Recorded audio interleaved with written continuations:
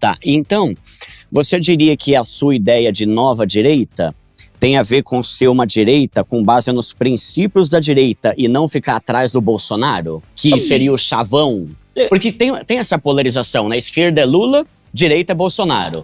E na cabeça do povo, não existe um cara de direita que não seja fã do Bolsonaro, sendo que na verdade existe. Eu acho que, a grosso modo, eu acho que eu vou concordar com você. Porque, no fundo, o que eu quero dizer é assim, eu nem me importo muito com o termo direita. Eu quero ter um país que nos próximos 30 anos não tenha mais favela, que a ideia de favela deixe de existir. Um país em que as pessoas realmente tenham grana, que sejam autônomos, não precisam depender do governo para sobreviver, que as desigualdades regionais sejam menores, que viver nas cidades seja uma experiência decente. Viver em São Paulo é muito ruim, mas viver em todos os estados do Brasil é muito ruim. Todas as casas no Brasil têm muro. Isso não deveria ser normal. Todas as janelas precisam ter um gradil de metal. Você não consegue nem abrir a sua janela. Você tem que ter uma grade de metal porque você vai ser roubado. As ruas são mal arborizadas, as escolas são ruins, nós não temos tecnologia, os produtos no Brasil são caros. Então a experiência de viver no Brasil é toda errada. Eu quero corrigir tudo isso em 30 anos. Como a gente faz para ter isso em 30 anos? Aí a gente vai adotando as políticas daqui até esse momento ótimo, tudo que nós precisamos fazer para tornar o Brasil o país que a gente quer. As medidas que a gente está falando para resolver isso são medidas que classicamente se encaixam no pensamento de direita. Mas tem medidas que não. Eu vou dar um exemplo. A gente não concorda com o modelo brasileiro, mas o modelo, o princípio da subsidiariedade, como se dá na maior parte das nações ocidentais, em que o ente municipal, o ente federativo de uma cidade, ela tenha tanta autonomia para gerir os recursos, mesmo não tendo ela própria criado os recursos. Então, um município que não tem arrecadação, o prefeito meio que faz o que quiser. Então, o dinheiro não é dele, ele faz o que quiser, não melhora a vida da pessoa lá e ainda se reelege. Eu acho que não. Na China, por exemplo, os caras têm uma política de metas muito severa. O Japão também para cumprir. Então o prefeito tem que cumprir aquela política de metas, senão ele tá alinhado. E eu quero implementar isso no Brasil. Isso é de direita? Eu não sei se é de direita. Eu não sei se é de direita. Eu sei que funciona. É que às vezes fica até difícil você definir quais são os princípios, os pilares da direita e da esquerda, uma vez que sempre se relaciona com uma pessoa e não com ideias, Exato. Né? O Bolsomito e o Lula roubou meu coração, né? Enfim, né? Tudo gira em torno disso, né? Mas vou te falar, tem uma parada que é real. As pessoas comentam, pessoas pouco inteligentes falam sobre pessoas. Pessoas normais falam sobre fatos. Pessoas inteligentes falam sobre ideias. Que é você sair do pessoal, ir para o fato e depois ir para a abstração. As pessoas mais inteligentes estão sempre falando de abstração. As pessoas mais simples vão tratar de pessoas. Então eles acham que a política é tipo Bolsonaro e Lula tão bravos um com o outro. Eu não gosto de você, eu gosto do Brasil e você não gosta. E essa é uma forma muito simples, tipo aquela novela das frutas, que tem sempre um vilão muito claro e um mocinho muito claro. A realidade não é assim. E esse é um problema. Mas aí tem um ponto também, que eu acho muito legal essa reflexão, né, de pessoas falando sobre pessoas, ou sobre ideias, ou sobre... Mas engaja mais você falar mal dos outros, né? Engaja, mas isso que é fogo. Tipo, você entra no Instagram, é o pessoal da direita metendo pau na esquerda, é o pessoal da esquerda metendo pau na direita, e ninguém fala sobre ideia nenhuma. Tipo, não, tá, mas você aí, fulano, qual que é o teu plano pra mudar o Brasil? Porque o Boulos é um não sei o que lá. Aí já vê o Boulos, olha o que o Nicolas falou. Caramba, mas os próprios políticos ficam só falando mal um do outro, e você não vê ideia e tal, mas... E o Brasil? Você vai fazer o quê, filho, né? É meio ruim isso, porque isso viraliza mais, mas né? Lógico, esse é o problema. Primo pobre pra presidente, hein, meu? Olha lá. Eu nunca falei mal do primo rico, por exemplo. Aí, ó. Mas esse é um problemaço. Porque você consegue audiência e você consegue crescimento trazendo proposta. Aí você fala, não, mas ninguém... As pessoas ligam pra imaginação. Assim, eu acho deplorável uma parte daqueles coaches a la Pablo Marçal. Agora, como é que esse cara cresce? Ele dá uma imaginação. Ele faz a pessoa se imaginar numa posição, por exemplo, de riqueza. Por mais que eu não concorde no que ele tá fazendo, ele tá trabalhando um outro elemento, que é a imaginação. Eu quero trabalhar esse elemento, porque as grandes lideranças, elas trabalham a imaginação. Então eu falo pra ela, você tentou imaginar um país que uma criança sai da sua sala da sua casa, que é uma casa em que os dois pais estão presentes. Ela vai pra rua, a casa dela não teve um muro, o bairro dela é uma antiga favela que virou um bairro. Ela anda pelaquela rua arborizada sem ter medo de ser assaltada, chega numa boa escola, ela vai ser bem tratada naquela escola, vai ser bem alimentada naquela escola, não vai ter o cara do tráfico tentando aliciar ela. E aí, quando ela retornar pra casa dela, ela vai encontrar a mãe ou o pai dela que voltaram seguros do trabalho e vai ter um dia estável e normal, não vai ter visto uma pichação na rua, não vai ter visto uma sujeira, vai estar tudo funcionando normalmente. Essa imaginação, pra gente, parece uma coisa prosaica. Pra maior parte dos brasileiros que vivem numa cidade ou num aglomeramento urbano razoável, de tamanho razoável, com mais de 60 mil habitantes, isto é impossível. A experiência dessa criança, ela é um horror. Ela mora num lugar podre, a rua dela toda suja, não tem esgoto na rua dela, em boa parte dos lugares. A escola é um lugar perigoso, a escola é um lugar tenso, acordar da escola é ruim, e a casa dela é um lugar insalubre, muitas vezes, com uma relação paternal complicada. Então, se você olhar que a experiência diária de uma criança no Brasil é essa, e que é uma droga, desculpe, é uma merda, e que vai gerar um cidadão frustrado, triste, tenso, pouco produtivo, e quando eu proponho pra ele, imagina que não precisa ser assim. Eu tô dando um horizonte. A pessoa fala, pô, eu quero viver nesse país que esse maluco falou. O país que esse cara tá falando é um país legal. Legal. Então chegamos a um ponto. Vamos agora construir esse país? Pra ser criança conseguir andar na rua, tem que destruir o crime organizado. Pra casa dela ser decente, eu preciso desfavelizar. Eu preciso investir em saneamento básico. Pra investir em saneamento básico, eu preciso fazer os cortes de gasto na parte orçamentária fiscal do governo para sobrar espaço para investimento. Para eu mexer na escola dela, eu vou ter que mexer com o lobby do sindicato dos professores. Então, todas as políticas estão atreladas a esse Brasil que precisa fazer. O que eu vou fazer é só imaginação. Vou bater nos outros no caminho? Vou. Porque preciso. Porque eu não preciso só por questões eleitorais. Precisa porque quando tá errado, você tem que confrontar. Mas não pode ser só isso. Minha política não pode ser, estou indo na eleição porque eu tenho que derrotar o lulismo e o bolsonarismo. Não, não é. Eu tenho um sonho aqui, e meu sonho é muito melhor do que esses caras estão impedindo a gente de chegar no sonho. Aí entra o confronto. O confronto tem que ser condicionado ao seu sonho. É pelo menos o que eu acredito. E aí uma coisa que você fala muito é sobre acabar com as favelas também. Esse é um dos pilares do seu... Pilares, porque assim, essa é uma coisa visível, factível, e que afeta a vida de milhões de pessoas e que a gente naturalizou. A gente não naturalizou o crime no Brasil? Naturalizou. O crime naturalizado. Sim. Quando você anda com...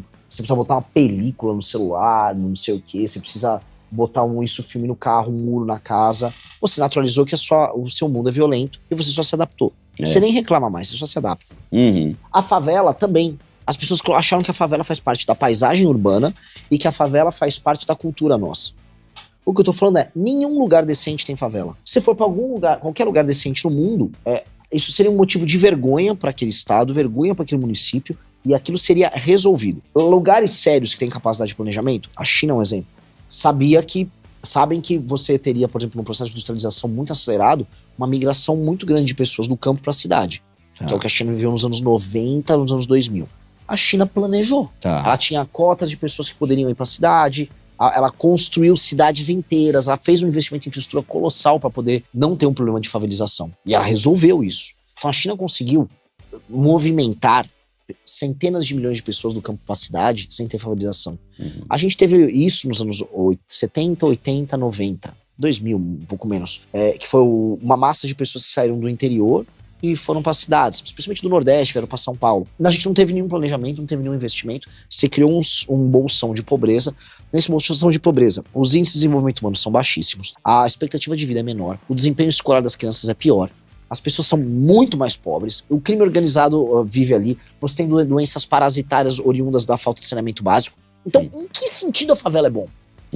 A favela é ruim, a favela é muito ruim. A favela precisa deixar de ser favela. Então, qual é a sua proposta favela? Ela não assistir mais. A gente tem que transformar aquilo em bairro. E existem muitos modelos a adotar. Porque as favelas não são todas iguais. Uma favela que está numa encosta do morro, aquilo tem que ser retirado do morro e você tem que ter um conjunto habitacional em outro lugar com aquelas pessoas. A pessoa que mora numa favela plana, que já foi mais ou menos urbanizada, já tem as casinhas de alvenaria. Vamos quebrar as ruas, vamos fazer rua no meio. Então, essas pessoas que vão perder a casa para passagem de ruas, para você formar o bairro, ali você vai construir uns predinhos para elas. As outras, dá para manter a casa? Então vai ter que pintar a casa, vai ter que fazer as adequações, vai ter um custo, você vai ter a sua regularização fundiária, você vai ter seu título de propriedade. Aí você, com esse título de propriedade, o Estado pode investir para fazer as adequações ali, naquele bairro. Nos espaços que você separou, você tirou, você fez rua e diminuiu algumas casas, e você vai construir o prédio ele é vertical. Você reduz o número, reduz o espaço horizontal coberto por casa. Ali você põe alguns implementos urbanos, você pode botar uma praça, você pode botar uma delegacia de polícia, você pode botar uma escola, você pode abrir um espaço para instalar empresas, você pode fazer um coworking para empresários locais se instalarem, você pode dar algum benefício fiscal, aí esse faz sentido, para empresas estarem aí, para as pessoas não precisarem pegar um trânsito gigante para ir para os outros lugares, e você transforma aquilo num bairro, você arboriza, dá dignidade, aí muita lei e ordem, porque aquelas pessoas que estão morando na favela estão acostumadas a ser tratadas como bicho, elas estão acostumadas com pichação, com lixo largado no meio da rua. E aí essa pessoa se acostuma, e eu vi isso na favela lá do Coroadinho, no Maranhão. As pessoas sujam porque as pessoas têm culpa no processo, as pessoas não são eternas vítimas. Então a pessoa tá com o lixo no chão. Eu vi um senhor trazendo o cachorro morto dele. O cara viveu o cachorro dele, ele tacou o cachorro assim, ó. Pô, a pessoa, ela tá mal acostumada. Ah, mas ela é pobre. Dane-se. Dane-se. Se eu for justificar tudo porque você é pobre, então o cara deu um tiro em você, ele é pobre, então não vai acontecer nada. Não, pô. Essa pessoa, ela tem que entender que existe lei e ordem. Então, esse bairro reformado tem que ter lei e ordem. Se for jogar lixo na luz, vai ser multado. Se for fazer uma invasão num terreno pra fazer um barraco, vai ser preso. Se fazer barulho alto com a motoca, fazer um show, vai ser preso. É isso, pô. Sim. Lei e ordem. Aí aquilo lá. Aí fizeram isso. Singapura, Lee Kuan Yew. Esse homem, todo mundo tinha que estudar a história desse homem. O homem que fez Singapura sair de uma vila favelizada de pescador para um dos melhores lugares do mundo. No começo, lei e ordem. Todo mundo falou, não, o pessoal de Singapura aqui é preguiçoso, o pessoal de Singapura é bagunceiro. Lei e ordem, 10, 15 anos as pessoas se acostumaram e cultivaram aquilo como cultura. Que é falo mal do brasileiro, né? Botou lei e ordem, cinto de segurança, anos 90, ninguém usava. Hoje todo mundo usa. Hoje todo mundo, você pega um Uber, todo mundo te cobra, põe um cinto. A lei lá para não fumar dentro do estabelecimento. Todo mundo fumava, veio a lei. Hoje, você é considerado um absurdo uma pessoa entrar aqui dentro fumando. Mudou. Então, a lei e ordem muda os costumes. A gente tem que impor isso em várias regiões, de modo as pessoas criarem a cultura. Kigali, fica em Ruanda. Kigali era... Ruanda é um lugar que tinha guerra civil nos anos 90. Era tipo um inferno na terra. Aquelas guerras envolvendo os Tutsis, etc. Arrumaram Ruanda e falaram, Kigali vai ser limpo. Impuseram multas muito caras para a população que sujasse a rua e eles estabeleceram uma cultura em que até o presidente da república participa de mutirões de limpeza. Kigali é um brinco, São Paulo não é. Ruanda estava em guerra civil, no meio da África. Então assim, estamos tomando pau de todo mundo. Do Vietnã, da Índia. A Índia resolveu o problema de saneamento básico antes do Brasil, com 1,3 bilhões de pessoas, super pobre, com uma renda per capita menor do que a nossa. Aí Ruanda resolve limpeza urbana. Botsuana faz a economia crescer mais que a nossa. É óbvio que o nosso problema é de liderança. Mas você sabe se lá nesses países tipo Índia, por exemplo, também tem essa polarização no sentido de que a cada 4 anos muda totalmente? Eu vou falar um absurdo aqui, tá? Ditadura é uma desgraça. Mas pelo menos o cara fica o tempo todo, ele tem 40 anos pra mudar. Uma coisa que quebra as pernas no Brasil, ao meu ver, é esse negócio de que o cara tem 4 anos, aí na outra eleição vem outro que muda tudo, aí vem outro que muda tudo, e tudo é meio que 10, 15 anos, meio que longo prazo, né? Olha só, quase todos os grandes exemplos de crescimento de uma nação com a imposição da ordem, um grande ganho, ultimamente, não vieram, nesses últimos exemplos que eu tô dando aqui, com sistemas democráticos caóticos como a gente vive. Dito isso, você também consegue fazer uma democracia. A gente só tem que mudar o sistema de incentivos da nossa democracia. Nossa democracia é muito doente. Então o sistema de incentivos da nossa democracia é para você manter a pessoa pobre e comprar a pobreza dela. Você troca o favor do Estado com aquela pessoa pobre, e aí nessa troca você ganha uma vantagem, e aí você nunca consegue fazer mudanças rápidas. Enquanto que um ditador ou um regime semi-democrático consegue. Então a Índia tem uma democracia, ela conseguiu endereçar várias coisas. Isso acontece por várias razões. Você pode ter, por exemplo, uma democracia em que os polos concordam com o básico. Por exemplo, os países europeus no pós-guerra, todos democráticos, cresceram bastante e criaram um modelo. Todo mundo concordava na Europa pós-guerra que tinha que ter saneamento básico. Aqui não. Aqui não. Todo mundo concordava na Europa pós-guerra que, assim, se você for assaltado, o bandido tem que ser preso. Aqui não. Aqui não. Porque são muito diferentes as ideias, os opostos. Assim, existe um problema que envolve, a esquerda, que ela é demente. A direita que não existia, agora existe, que ela é idiota, mas a esquerda ela é demente em termos de ideias, políticas públicas. Ela é pouco funcional, ela se sabota.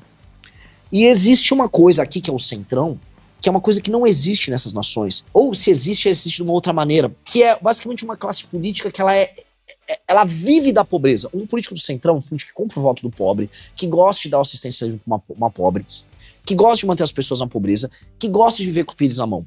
Um político do Centrão, eu vou dar um exemplo, eu gravei um vídeo sobre esse cara. Tem um cara que chama Ciro Nogueira.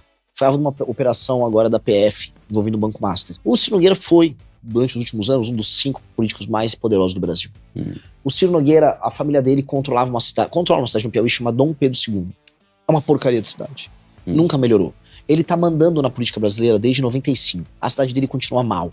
Ele é de um estado como o Piauí, que ele é senador há muitos anos. O Piauí é um dos piores estados do Brasil em quase todos os indicadores. Tá lá sempre disputando com o Maranhão, assim, os piores lugares. Maranhão, Alagoas, Piauí e alguns estados do norte. Não obstante, ele é muito poderoso. Ou seja, o que faz um cara de um estado muito mal administrado ser tão poderoso nacionalmente? Aí eu pego o Alcolumbre, presidente do Senado, é Dom Apá. O presidente da Câmara era o anterior de Alagoas, e o atual é da Paraíba. Por que a gente é administrado por políticos que vêm dos lugares mais mal administrados? Numa empresa não é assim. Num time de futebol não é assim. Você contrataria como técnico do seu time de futebol o técnico da seleção brasileira, um cara que era técnico do time da Série C? Não. Ninguém faz isso. Mas o Brasil faz. Na política, quem manda em você são os caras dos piores lugares. Por quê? Quanto mais pobre o lugar que você administra, mais fácil você controlar as pessoas. E sendo fácil você controlar o seu eleitor não te cobra. Ele só quer que você dê uma grana pra ele. Ele não cobra uma posição ideológica, uma posição moral. Ele só quer que você cuide dele, porque ele tá muito pobre. Aí esse político, ele fica muito... A vida dele é muito fácil. Ele vai no governo federal, põe uma faca no pescoço do presidente e fala: me dá dinheiro, eu mando pra minha base, me reelejo, agora vou fazer negócio. Agora me dá, eu quero fazer lobby. Aí ele fica rico, estando sempre no governo. Esse Ciro Nogueira, ele foi do governo Lula, ele foi do governo Fernando Henrique, ele foi do governo Lula, ele foi do governo Dilma, ele foi do governo Temer, ele foi do governo Bolsonaro e agora ele também é do governo Lula. Você não vai deixar ele no teu governo, Nem né? Desculpa o palavrão, bota o pi também, mas nem ele, Antônio de Rueda, do União Brasil. Esses caras são parasitas. E esse é um problema maior do que a esquerda. Muito maior do que a esquerda. A esquerda tem ideias ruins. Agora a esquerda representa um nicho urbano de ideias ruins. Esses caras são os cafetões dos pobres do Brasil. Eles cafetinam as pessoas mais pobres. Eles são uma máquina de gerar pobreza. Esses caras precisam ser destruídos.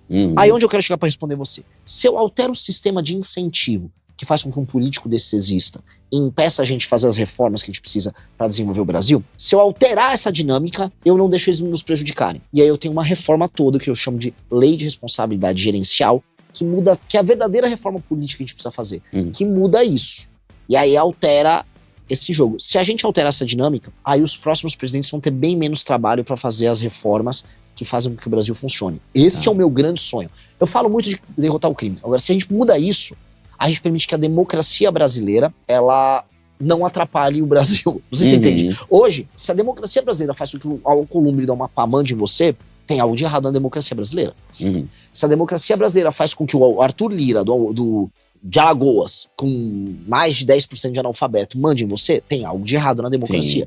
E tem. Algo de errado na democracia, assim, quanto mais pobres as pessoas, mais elas dependem do Estado e mais elas votam no político corrupto que dá alguma coisinha pra elas. Mais elas vendem o voto, inclusive. E aí isso faz com que esse político seja hiperpoderoso. Aí esse político vai pra Brasília, fica mandando verba pra essa região dele, e essa verba que ele manda pra essa região dele, ele ainda desvia, bota no bolso, faz compra de voto, faz caixa 2, e aí ele exige que o governo seja uma grande máquina em que ele fica dragando. Eu preciso mudar esse funcionamento. E onde está o funcionamento? Um prefeito que administra essas pessoas pobres, nessas cidades pobres, hoje ele se reelege mesmo não melhorando em nada a vida das pessoas. Isso é o básico. A pessoa reelege ele sem ter melhorado o esgoto, a educação. A pessoa nem sabe medir. Porque o cara compra o voto dela, ou o cara emprega ela na prefeitura, ele ameaça o adversário. A gente vai criar uma lei de responsabilidade gerencial, que é assim: pro cara poder concorrer à reeleição, se ele tinha 10% de esgoto na cidade dele, no final dos 4 anos ele tem que entregar, sei lá, 20. Se ele tava em tal posição no ranking de educação do SAEB, ele tem que subir. Se ele tinha, vamos dizer, a município tinha um PIB de X, tem que ser X vezes 1,0 tanto. Se ele não entregou isso, ele não concorre. Se ele não concorre, eu quebro o oligarca daquele local. E aí todo político é obrigado a aumentar o desempenho daquele município. Legal, Se ele aumenta o desempenho daquele município e ele gera atividade econômica, o que acontece com aquelas pessoas? Dependem menos do Estado. Dependendo menos do Estado, elas não vão ficar vendendo voto para político. Não vendendo voto político, esse político que fica roubando em Brasília e que impede o desenvolvimento, ele vai deixando de existir. Ele vai raliando. E aí começamos uma mudança no sistema. O sistema tem que ser igual a uma empresa. O prefeito tem que ter indicador de desempenho. Se ele não entrega um indicador, ele não concorre. Perde direito político por 8 anos. Simples assim. Se ele entregou, pode reeleger, tá tudo bem. Tá. Não tenho nada contra o cara. Entregou o desempenho? Concorre. Não entregou o desempenho? Tá na rua. E se ele tá indo muito mal na gestão dele, o governo federal tem que ter o poder de tirar, não é nem afastar ele, de colocar um interventor na cidade que corrija a rota.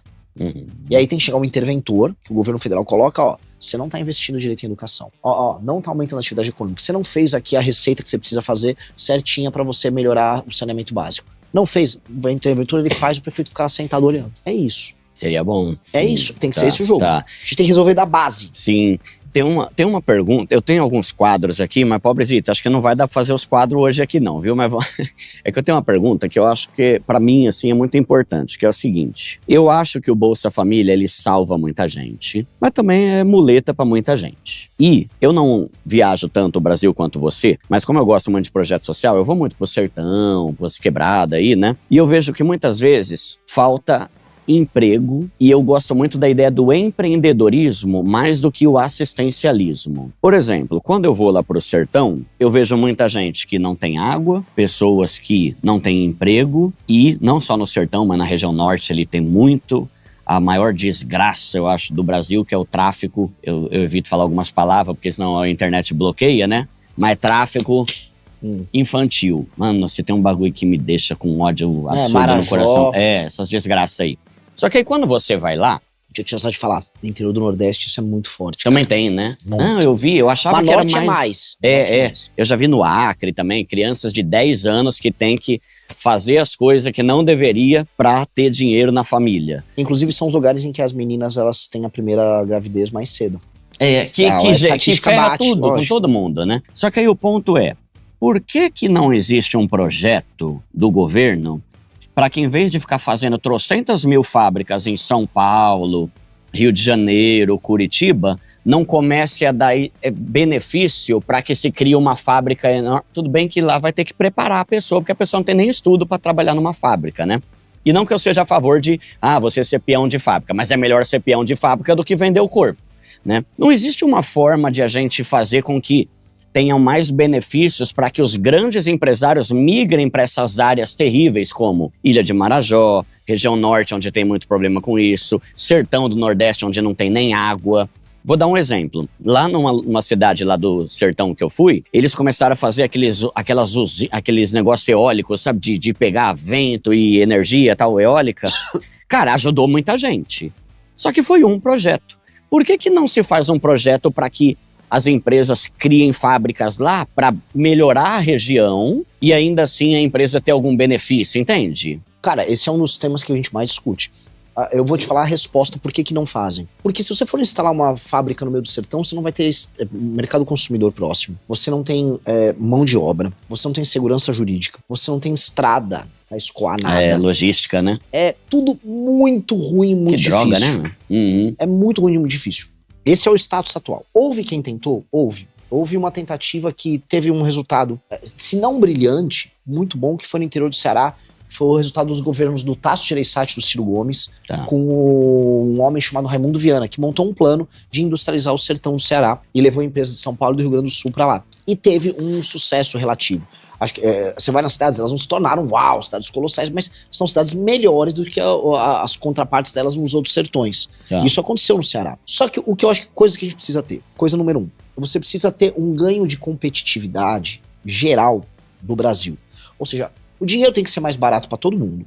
A gente tem que ter capacidade de ter investimento, novamente, diminuir o gasto obrigatório, aumentar o discricionário, para você ter malha logística, ferroviária e rodoviária abundante. Trem seria ótimo, né? Energia mais barata. E a energia abundante vira energia mais barata. E dinheiro mais barato. Juros mais baratos. Com esses fatores, instalar as empresas em outros lugares já passa a ser mais racional. Porque hoje é tão difícil abrir uma empresa que só num lugar que se tenha uma condição muito boa, sei lá, em Campinas, é um puta ponto logístico. Você pega em São Paulo, tem mão de obra, tem capital humano bom, você consegue tem estradas, você tem tudo. Então é mais fácil instalar em Campinas do que se instalar em Campina Grande, vamos colocar aí. Pra você conseguir, então assim, primeiro, uma reforma de competitividade gigante. 2, se você for fazer só subsídios aleatórios, você vai levar um setor pra lá, vira uma empresa, a empresa está naquele lugar, só que ela não ramifica. Você leva até uma fábrica, mas ela não gera um polo ao redor. Por exemplo, Pernambuco levou pro Zona da Mata a Fiat. que é a Fiat Chrysler, você vai lá, ao redor da frente não tem nada. E as pessoas nem foram morar na cidade que chama Goiânia, é Goiânia ou Goiânia. Ninguém foi morar porque a cidade é ruim. Então mesmo as pessoas, elas saem de Recife de ônibus, vão trabalhar naquela cidade e voltam de ônibus, ou outras saem de João Pessoa para ir trabalhar na fábrica da Fiat. O que isso quer dizer? É uma ilha. Para não ser uma ilha, você tem que... É a tese que a gente está trabalhando. Se aproveitar de cadeias pré-existentes e qualificar elas. Então você tem, por exemplo, agricultura na região de Petrolina. Boa, com muita fruta. Pô, então vamos... Aí sim, oferta de crédito para quem quiser montar, por exemplo, sorvete. Você aumentar a cadeia de complexidade. Vamos exportar o sorvete, vamos exportar a polpa da fruta, vamos exportar o suco da fruta. Aí você aumenta a complexidade da cadeia, você começa a ter empregos de maior qualidade que pagam mais naquela região. Tá. Mesma coisa em outros pontos que você tem nessas regiões mais pobres. Onde aquele investimento pontual já está pegando uma vantagem comparativa em uma produção pré-existente para você melhorar a qualidade ali. Paralelamente, aí sim, nós somos favoráveis à criação de uma zona econômica especial. A gente está desenvolvendo pro livro amarelo que a gente vai soltar em algumas regiões do Nordeste. Zona amarela, você falou? Zona econômica especial. O caderno é amarelo. Zona econômica, tá. Zona econômica especial, tal qual acontece na China, voltada apenas para exportação. E aí você criar nessas regiões, vamos dizer, esses espaços em que empresas vão pagar ter um regime tributário diferenciado, mas um regime trabalhista diferenciado, um regime, um sistema muito simplificado para a abertura dessas empresas. E ali, nesse distritão, você produziria produtos voltados para exportação, qualificaria a mão de obra local e geraria atividade econômica concreta. Isso no Nordeste, especialmente nas regiões mais pobres, você tem muita importância, porque você tem hoje ainda terra barata, você ainda tem mão de obra barata pronta para ser qualificada. Você tem, do ponto de vista logístico, com os Estados Unidos e com a Europa, uma possibilidade muito maior do que aqui o Sudeste. E você consegue ter energia abundante. Inclusive no Pará, né? Que o Pará tá ali dos Estados Unidos já, né? Exato. E energia abundante, energia limpa, abundante. Tá. Inclusive, a gente viu, por conta da água e da energia, um data center gigantesco sendo instalado agora perto de Fortaleza, perto do Porto de Pecém. E o data center do TikTok, deu até uma discussão na internet, idiota. Mas sabe, sim, existem oportunidades para empregos na área de indústria e serviços, e você consegue, mas tem que fazer com inteligência. Por quê? Porque o Brasil está desde os anos 50 vindo com essa ideia. Eu vou industrializar o Nordeste. Aí teve a Sudene, não sei o quê, e não funcionou. Era só dinheiro que foi jogado, os caras roubavam e nunca funcionava. Porque você não alterou o sistema de incentivos, você não alterou os marcos regulatórios que geram competitividade. E aí, aí não adianta, você cria até uma empresa, ela dura um tempo e depois vai embora, como foi a Ford na Bahia. A Ford foi incentivo fiscal. Deu incentivo fiscal, ficou um tempo, não deu certo, foi embora. E aí agora tá o BYD com a planta dela lá, né? Aí é outra história. Tá, entendi. Tem muitas questões envolvidas, tem, né? mas dá pra fazer, e eu concordo que precisa fazer feito isso. Tá. Acho que, assim, a gente só vai resolver o Brasil se a gente resolve essas regiões muito pobres do Brasil. Porque os políticos que ferram a gente vêm dessas regiões. Então, para resolver em escala, a gente precisa gerar atividade econômica urgente nessas regiões em que, como eu falei, no Nordeste, 40% das casas, dos domicílios, tem alguém recebendo Bolsa Família. Isso precisa acabar. Isso precisa reduzir, as pessoas precisam ter atividade econômica. E é custo público, né? É gasto público. É lógico. Então, como fazer isso? Desesperadamente. Nós precisamos, em última instância, criar atividade econômica racional, não irracional, que é a Zona Franca de Manaus. E aí aquela pessoa que tá no Bolsa Família passa a acordar de manhã, toma o café dela, vai pro trampo, volta, aí vai fazer um curso pra melhorar, aí o filho vai fazer um outro curso, vai ganhar mais dinheiro. Você gera uma atividade em que as pessoas se tornam mais capazes, mais inteligentes, com uma autoestima maior, mais produtivas, compram as coisas que elas querem, fazem planos. Sim. Isso, se não acontecer, ferrou. Então a gente tem, assim, uma corrida quanto tempo pra fazer isso acontecer. Tá, boa. E, Renan, pra gente finalizar, pra essa tua câmera aqui, cara, comenta o que você quiser aí, pra pessoa que tá na dúvida sobre quem votar, por que votar em você, fica à vontade. Primeira coisa, eu queria agradecer demais pra você a oportunidade. Valeu. Maravilhosa. E a gente que fica feliz de você ter vindo. Eu queria ficar mais, cara, eu tô chateado. Podia ter vindo mais cedo, mas assim, enfim. Quando virar presidente, lembra de nós, hein, meu? Não vai esquecer se você ganhar, viu? Não vai esquecer dos pobres se você for lá pra Brasília depois, viu? Não. Você vai ter que prometer que vai vir aqui se ele ganhar ele. Eu já avisei todos os... A gente quer subir a rampa aí, pobrezito, subir na rampa com você. Cuidado, os últimos que subiram a rampa com o Lula foi um negócio constrangedor. Teve o Vampeta. Não ligo não. Obrigado demais mesmo. Valeu. E aí pra galera, o que eu falo pra vocês, assim, voto eu não posso pedir, não tá no momento de pedir voto, mas o que eu posso falar pra você é, por que diabos a gente não pode sonhar alto sobre o país que a gente vive? Você vive um país em que suas expectativas sobre ele são sempre as piores possíveis. Você imagina que o Brasil é uma porcaria, que você vai viver num lugar que tem crime organizado, que você vai andar num ônibus, vai ter uma cara com uma caixa de som, ou tocando alto, você não pode fazer nada sobre isso, as ruas que você anda são pichadas, se você mora nos interiores, não tem atividade econômica, você não consegue construir tua vida ali, se você quer constituir uma família, as relações sociais entre homem e mulher estão todas desconstruídas. Viver no Brasil se tornou uma coisa ruim, uma tarefa triste, e por isso o Brasil deixou de ser um lugar que recebe imigrantes e agora ele tá mandando sua própria população embora.